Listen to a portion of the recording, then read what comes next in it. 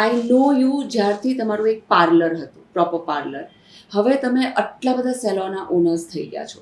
What was the journey?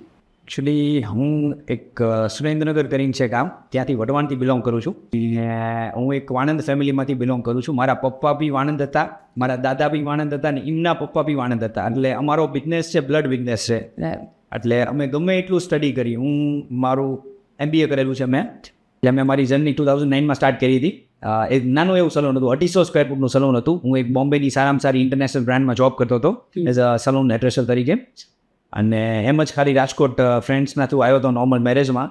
તો એ જે જગ્યા મને મળી હતી ને નાની એવી, હોસ્ટેલની સામે હતી, જે પટેલ કન્યા છાત્રાલય સામે, જે સૌથી નાનું સલૂન હતું મારું, 250 સ્ક્વેર ફૂટમાં. 250 સ્ક્વેર ફૂટનું હતું એકચ્યુઅલી, 200 સ્ક્વેર ફૂટનું સલૂન હતું. એ જગ્યા પર મેં જોયું અને લખ્યું હતું કે આ જગ્યા છે ને વેચવાની છે. તો મેં એમ જ ફોન કર્યો, મેં કીધું મારી કેપેસિટી કેટલી છે જોવા તો દે.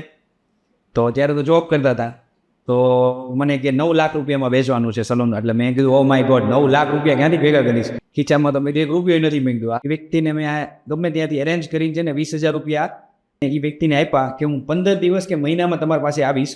જો હું કેપેસિટી છે મારી તો હું સલૂન પરચેસ કરીશ ને તમે વેચી દે. તો 20,000 રૂપિયા ગયા મારા. તો 20 ડેઝ પછી મેં મારા મામા, કાકા, દાદા, સૌથી સપોર્ટ મારા મામાએ કરેલો છે.